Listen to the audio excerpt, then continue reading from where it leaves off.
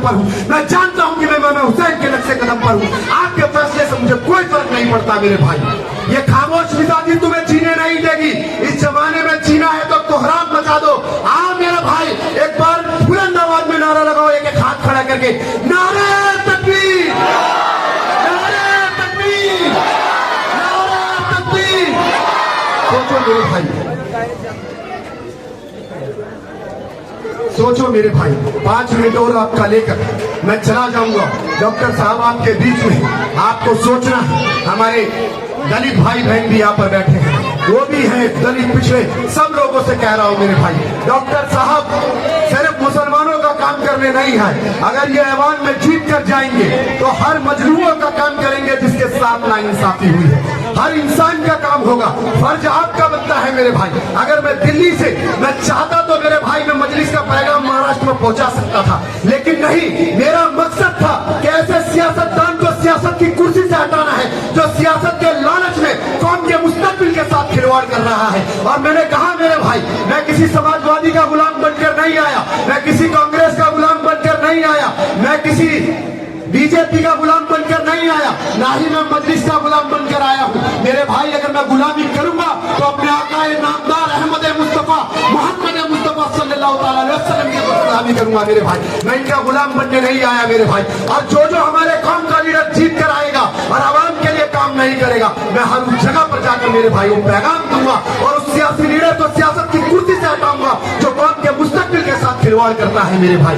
आज ये इत्तेहाद के नाम पर तुमसे वोट मांगने आएंगे मेरे भाई। कोई गलती मानेगा, कोई रोएगा। सोचना आपको है कि एक गलती से आपके 5 साल आने वाला मुस्तकबिल छीन लिया जाता है। एक गलती से इन मासूम बच्चों का मुस्तकबिल बर्बाद हो जाता है।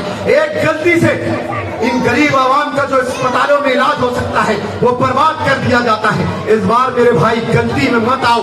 एक बेबाक लीडर, एक बेबाक जुबान आपके बीच में है।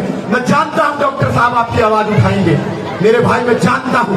और मैं जाते जाते अपने अल्फाजों से बताता जाऊंगा। मैं हर मंच से कहता हूं कि सुनो आरएसएस वालों, सुनो बजरंग दल वालों, सुनो विश्व हिंदू परिषद वालों, सुनो राम सेना, बंदर सेना, जो हम मुसलमानों को अपना गुलाम और इस मुल्क को अपने बाप की जागीर समझते हो। अगर मुसलमानों को गुलामी पसंद होती तो फलस्तीन का बच्चा बच्चा तलवीर और यहूद के टुकड़ों पर पलता, बैतुल मक़दस की मुक़द्दस बेटी हाइफा के बाजारों में दिखती। लेकिन नहीं मेरे भाई, फलस्तीन का बच्चा बच्चा बेटी बेटी इस्राएली तोपों के आगे खड़े होकर ये नारा लगाते हैं, हक है हमारा आजादी, हम लेके रहेंगे आजादी। तू कैसे न देगा आजादी, तेरा बाप भी देगा आजादी। और मेरे भाई इन जालिमों से आजादी लेंगे, कोई हमारे पीछे खड़ा हो या ना हो मेरे भाई। मैं आपको बता रहा हूं, मैं डरने और घबराने वाला नहीं। मैं उस इलाके से आया हूं जहां पर हमारी आबादी नहीं है। मैं चारों तरफ से आरएसएस, बजरंग दल, विश्व हिंदू परिषद से घिरा हुआ हूं, लेकिन मेरे अंदर एक जज्बात है कौम के लिए, एक जज्बा है, एक हौसला है। और जब तक हिम्मत है अपनी आवाज को बुलंद रखूंगा। कोई इम्तियाज जलील मेरी आवाज को नहीं दबा सकता, कोई अकबर तुलसीसान मेरी आवाज को नहीं दबा सकता, कोई असदुद्दीन मेरी आवाज को नहीं दबा सकते मेरे भाई। मेरे ख्वाबों को लूटा है किसी ने, मैं सबकी खामोशी पर मुस्तैल हूँ। मेरे लहजे में सच का वाकपन है, मैं अपनी कौम की जिंदा नस्ल हूँ, जिंदा नस्ल हूँ। मैं झोली फैला रहा हूँ मेरे भाई आपके आगे हाथ की। डॉक्टर साहब के लिए भरेंगे मेरी झोली को, हाथ खड़े करके बोलिए मेरे भाई। मेरे बड़े भी सुन रहे हैं, मेरे नौजवान भी सुन रहे हैं, एक एक हाथ खड़े करके वादा कीजिए मेरे भाई कि आप लोगों को 20 तारीख को घर से निकलकर डॉक्टर साहब को कामयाब करिए। अल्हम्दुलिल्लाह रब्बिल आलमीन। समाजवादी पार्टी के हमारे शहर अध्यक्ष फैसल खान साहब, हमारे मेहमान दिल्ली से आए हुए नसीम सिद्दीकी साहब और हमारे सोहेल सर, दोस्तों, बुजुर्गों, नौजवानों, घरों में बैठी हुई मेरी पर्दानशीन माँ और बहनों, गफ्फार कादरी साहब कामयाब हुए और उनको मौलाना नुमानी साहब ने अपना सपोर्ट डिक्लेयर कर दिया।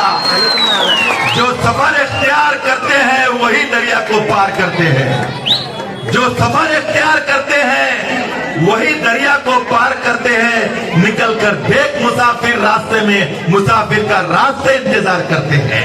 आज बड़ी खुशी की बात है, आज माहौल बनता जा रहा है, लोग साथ दे रहे हैं और ये इस बात की दलील है इंशाअल्लाह ताला आने वाले 20 तारीख को समाजवादी पार्टी के साइकिल लाल के बटन को दबाकर आप डॉक्टर अब्दुल गफ्फार कादरी साहब को महाराष्ट्र के असेंबली में भेजेंगे। दोस्तों, ये समाजवादी पार्टी है, हमारी समाजवादी विचारधारा है। हम समाजवादी विचारधारा पे काम करते हैं, ना कि हम फिरका परस्त पे काम करते हैं। हम कभी नहीं बोलेंगे हम हमारे उलमाओं की इज्जत करते हैं, हम हमारे बादशाहों की इज्जत करते हैं। अरे वो बादशाह, वो शहंशाह जिनके राज में कभी सूरज नहीं डूबता था, रात की रानी हमारी थी, सर पे हीरे मोती के ताज हमारे थे, जहां में दूर दूर तक हुकूमत हमारी थी। और वो हमारे शहंशाह ने कभी भी फिरका परस्ती नहीं की। उनके दौर में हमारे शहर का सुपारी हनुमान मंदिर आज भी है, हमारे शहर का खड़केश्वर मंदिर आज भी है, तिरुपति बालाजी मंदिर आज भी है, उत्तर प्रदेश में अयोध्या के मंदिर आज भी है। उस बादशाह के बारे में आप बोलते औरंगजेब आले गेले संपले। अरे ये आवाम भी बोल रही तुम्ही आमदार होते, खासदार होते, आले गेले संपले। आता नेक्स्ट आमदार हमसे डॉक्टर अब्दुल गफ्फार कादरी साहेब। और ये फिरका परस्त पार्टियों ने, ये फिरका परस्त ताकतों ने 2014 के बाद हमारा ये हाल करके रखा है। हम क्या खाए, हम क्या पहने, हमारे इबादत गायों की इबादत नहीं हो रही है, हमारे कुरान शरीफ जलाए जा रहे हैं। याद रखो, वर्क जलेंगे मगर आयत मुकद्दस को दुनिया मिटा नहीं सकती।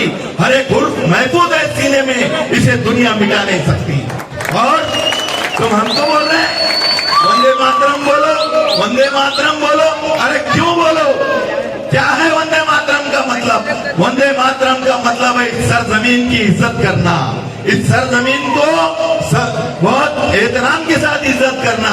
मेरा ये शेर सुनिए आप, मजहब के नाम पे जुल्म सितम हम नहीं करते, मजहब के नाम पे जुल्म सितम हम नहीं करते, वफा की आड़ में सियासत हम नहीं करते, और वतन के मिट्टी में जाते हैं तो गुस्ल करके वतन के मिट्टी को नापाक हम नहीं करते। और एक नुमाइंदा हमने चुन के दिया था, क्या किया? अरे तकब्बुर के परिंदे जमीन पे आ, ऊंचे उड़ान से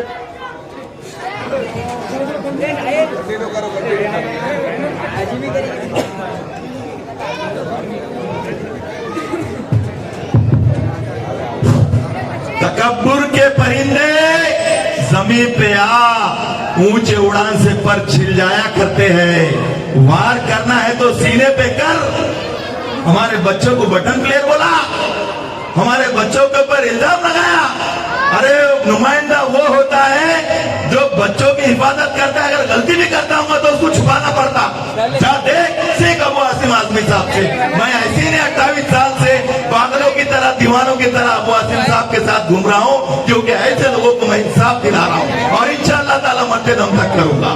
तो तकब्बुर के परिंदे जमीन पे आ, ऊंचे उड़ान से पर छिल जाया करते हैं। वार करना है तो सीने पे कर, वरना हमारे पीठ पीछे तो खंजर भी टूट जाया करते हैं। के पहले भी इस वतन हिंदुस्तान में कई वारदात हुए। जब 92 में बंबई सिलक रही थी, झुलस रही थी, पूरा हिंदुस्तान सिलगा हुआ था, शहर औरंगाबाद सिलगा हुआ था, तब ये कहां थे हबीब मिल्लत, तब ये कहां थे नकीब मिल्लत? क्यों थी इनकी खिलाफत? जब कोई था तो शेर महाराष्ट्र अबू आसिम आजमी था। उसने जो काम किया रहती दुनिया तक वो उनका काम नहीं भूल सकती। फिर ये क्यों पैदा हुए 2014 में? जब भी तो ये इख्तियार में थे, इनके वालिद खासदार थे, उसके बाद इन्हों खासदार थे। फिर ये कहाँ थे, वो कहाँ छुपे हुए थे? मेरा सवाल है और आप भी कीजिए उनको सवाल। इसलिए मैं गुजारिश करता हूँ, 20 तारीख को बहुत अहम दिन है, आप अपने काम धंधे पे जाओ, एक टाइम की रोटी मत खाओ, क्योंकि अपने मुस्तकबिल का सवाल है। और 20 तारीख को आप साइकिल वाला बटन दबाओ, दबाएंगे क्या नहीं दबाएंगे? बोलिए क्या निशानी है हमारी? और ये लोग आएंगे, ये आपके सामने रोएंगे, गिड़गिड़ाएंगे, ये लम्हों में खता करते हैं, ये ऐसा रोते हैं कि आपको उनके रोने पे तरस आता है, लेकिन हमको 5 साल सजा मिलती है। इसलिए इनके रोने पे मत जाओ। आप देखिए ये बेबाक, ये चट्टान की तरह शख्स खड़ा है आपके बीच, दे दो एक मौका, भिजा दो असेंबली के अंदर आपके और हमारे मसले मसाइल हल करने के लिए। इसीलिए मेरी गुजारिश है कि आप साइकिल वाला बटन दबाइए। चलेगी साइकिल, उड़ेगी धूल, चलेगी साइकिल, उड़ेगी धूल, ना रहेंगी फटी पतंग, ना रहेगा कीचड़ वाला फूल। आप लोगों से गुजारिश है कि मत देख के गुलशन में गुलाए के खाक आए, मत देख के गुलशन में गुलाए के खाक आए, ये देख के गुलशन में बाहर कैसी आए। मेरे दोस्तों, बुजुर्गों, मेरे माँ और बहनों, मेरे फिर से गुजारिश है कि आप 20 तारीख को ये गफ्फार कादरी साहब चुन के नहीं आएंगे, आप में का हर एक फर्ज चुनकर आएगा। आपकी आवाज बेबाकी तरीके से असेंबली में उठाई जाएंगी। इसलिए मेरी गुजारिश है कि 20 तारीख को साइकिल वाला बटन 5 नंबर पे जो है वो दबाइए, और जो पैसे दे रहे ले, लेकिन वोट साइकिल को दबाओ। खुदा हाफिज। जय हिंद, जय समाजवाद, जय माता। डॉक्टर साहब